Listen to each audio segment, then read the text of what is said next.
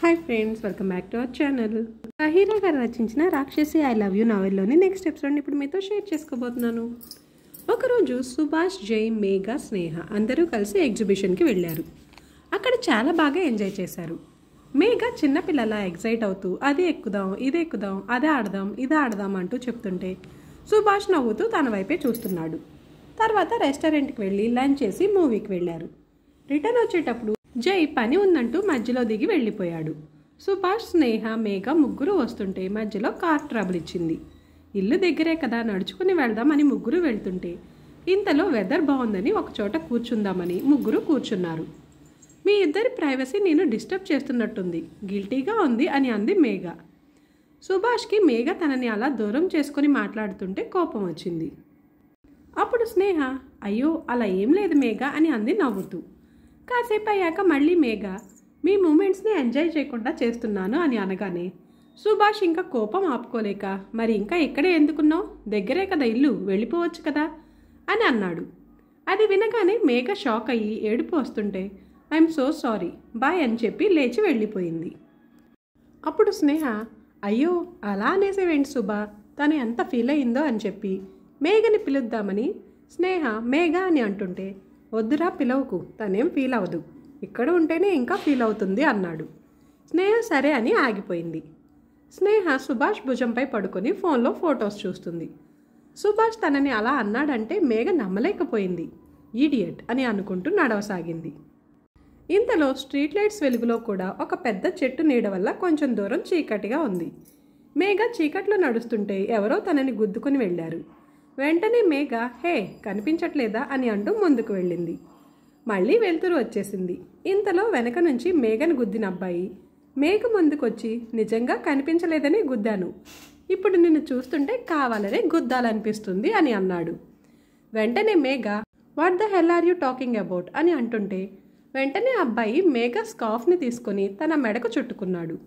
అప్పుడు మేఘ కోపంతో, are you mad అని అంటుంటే, అవును, నిన్ను చూశాకే పిచ్చెక్కింది అని అన్నాడు. మేఘ కోపంతో, నా స్కార్ఫ్ ఇవ్వు అని అంది. ఇది ఇవ్వను, నీ పెదాలపై ఒకటి ఇస్తా అని అన్నాడు చేతిని పట్టుకుంటూ. స్నేహ ఏమో సుభాష్కి వాళ్ళిద్దరూ ఉన్న పిక్ని చూపిస్తూ, భలే ఉంది కదరా అని అంటుంటే, అవును చాలా బాగుంది అని అంటూ సుభాష్ అటు చూశాడు.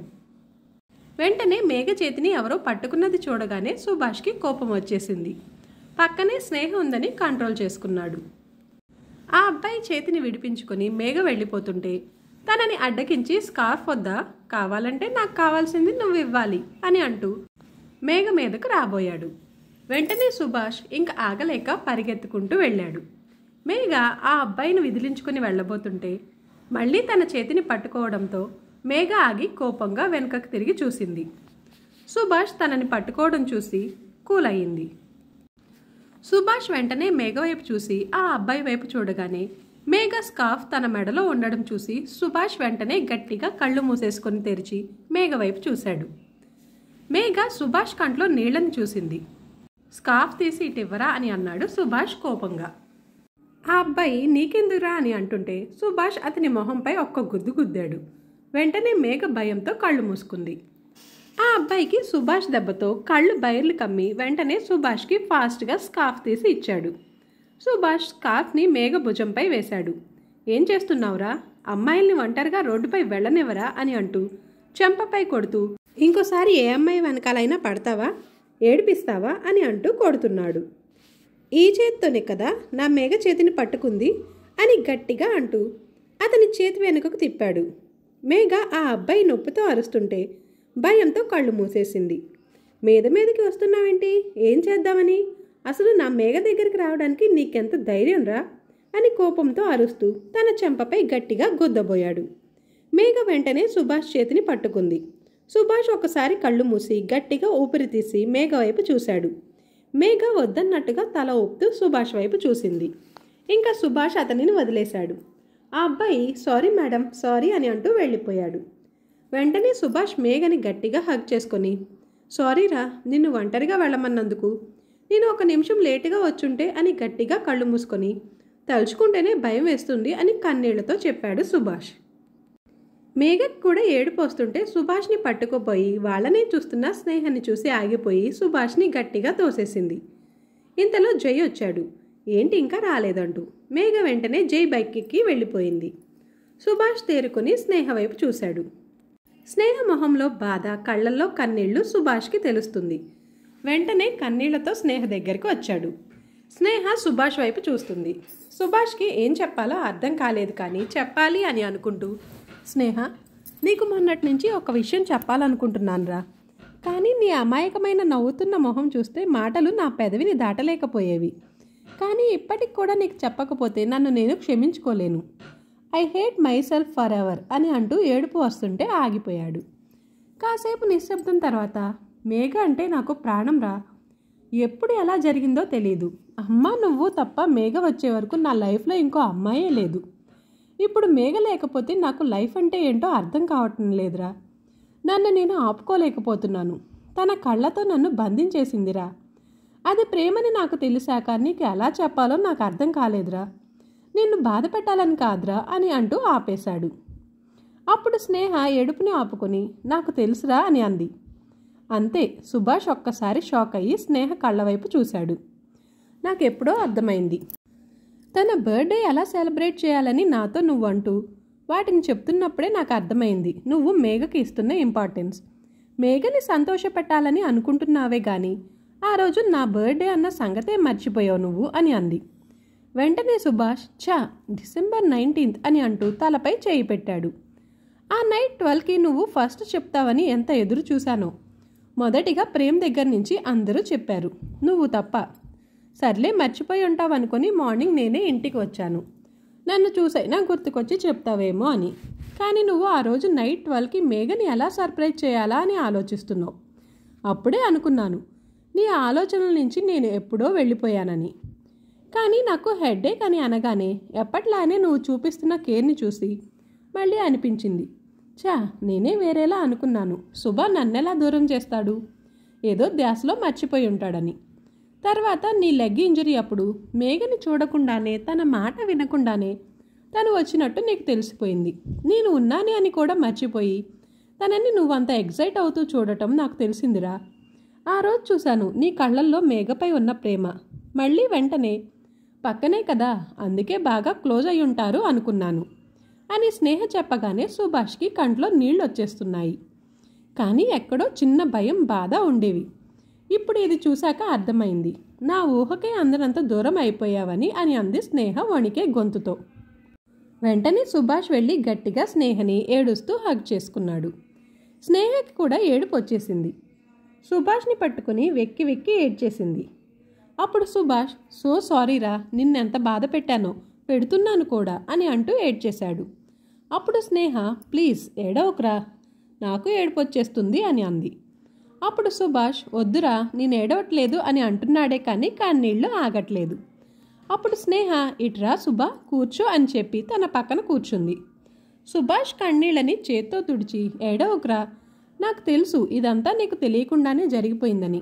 డాడీ, మామయ్య ఇద్దరూ నిన్ను అడిగారని నీ మీద నాకున్న ప్రేమ నీకు తెలుసు కాబట్టి ఎంగేజ్మెంట్కి ఒప్పుకున్నావు. మన ఎంగేజ్మెంట్ తర్వాత కూడా మేఘ నీ లైఫ్లోకి వచ్చిందంటే నువ్వు నన్ను ఆ తర్వాత కూడా ఫ్రెండ్లానే చూసావురా. అందుకే అలా అయింది. దీంట్లో నీ తప్పేమీ లేదు. గిల్టీగా ఫీల్ అవ్వకరా. అంతా మనం అనుకున్నట్లే జరిగితే లైఫ్ ఎందుకు అవుతుంది? మేఘ చాలా మంచి అమ్మాయి. You both make a best pair అని చెప్పింది. సుభాష్ బాధగా చూస్తుంటే అప్పుడు స్నేహ, మేఘ నీ లైఫ్లోకి వచ్చి నీ గుండెనే మేఘావృతం చేసింది. నువ్వు ప్రేమని వర్షించకుండా ఎలా ఉంటావు చెప్పు అని అంది స్నేహ నవ్వుతూ. అప్పుడు సుభాష్, ఐఎమ్ సో బ్లెస్డ్ రా, నీలాంటి బెస్ట్ ఫ్రెండ్ దొరికినందుకు. ఇప్పుడు కూడా నా మీద ఒక్క మాట కూడా పడనివ్వట్లేదు. లైఫ్ లాంగ్ మనం కలిసే ఉండాలిరా. నీతో మాట్లాడకుండా, నీ స్నేహం లేకుండా నేను ఉండలేనురా. నన్ను దూరం చేయవు కదా స్నేహ అని సుభాష్ కన్నీళ్లతో స్నేహ చేతిని గట్టిగా పట్టుకొని అన్నాడు. అప్పుడు స్నేహ, నిన్నెలా దూరం చేస్తాను సుభా, మన రిలేషన్ మనం ఇంత చిన్నగా ఉన్నప్పటి నుంచే స్టార్ట్ అయిందిరా అని అంది స్నేహ చేత్తో చూపిస్తూ. నీతో మాట్లాడకుండా, నిన్ను చూడకుండా ఎలా ఉంటానని అనుకున్నావు సుభా? అది ఎప్పటికీ జరగదు. మన స్నేహం కూడా ఎప్పటికీ చెరగదు అని అంది ఏడుస్తూ.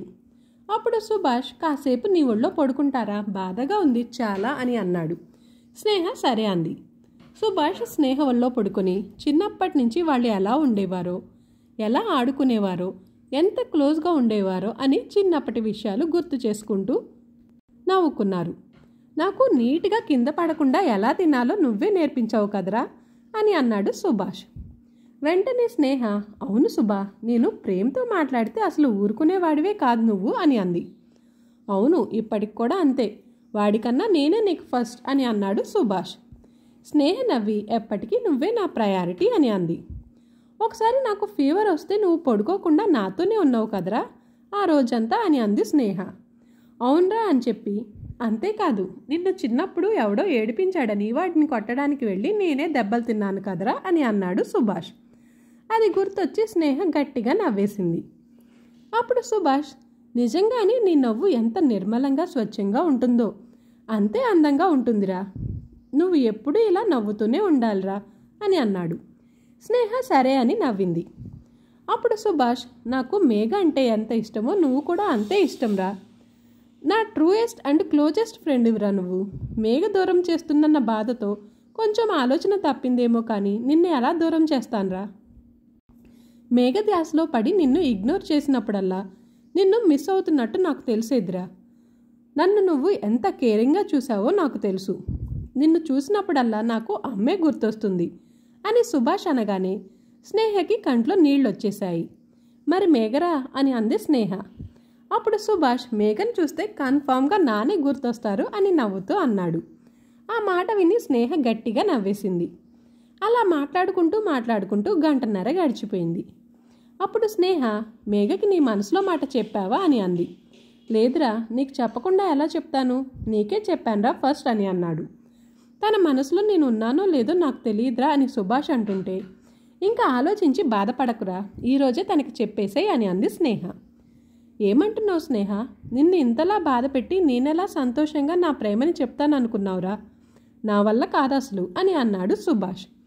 అలా అనకు సుభా, ఇంకా నీ మనసులో దాచుకొని నువ్వు బాధపడొద్దు, మేఘని బాధ పెట్టొద్దు, ఈరోజు నువ్వు తనకి చెప్పాల్సిందే అని అంది స్నేహ.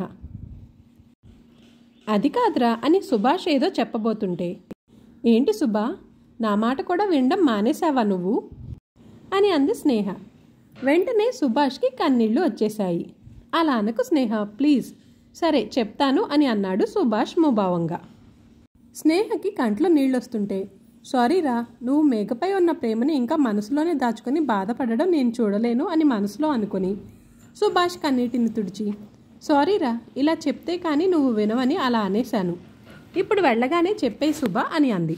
అప్పుడు సుభాష్, ఏమోరా భయంగా ఉంది అని అంటుంటే, ఇంకా భయం బాధ రెండూ పక్కన పెట్టేసేయి, నువ్వు ఎంతలా తనని ఇష్టపడుతుంది నాకు తెలుసు, మేఘకు కూడా అర్థమయ్యే ఉంటుంది, కానీ ఈరోజు నీ ఫీలింగ్స్ అన్నీ చెప్పేసేయి, అంత ప్రేమని ఎవరూ కాదనరు, పైగా నా ఫ్రెండ్రా నువ్వు, నిన్ను మేఘ ఎలా కాదంటుంది అని స్నేహ నవ్వుతూ అంది.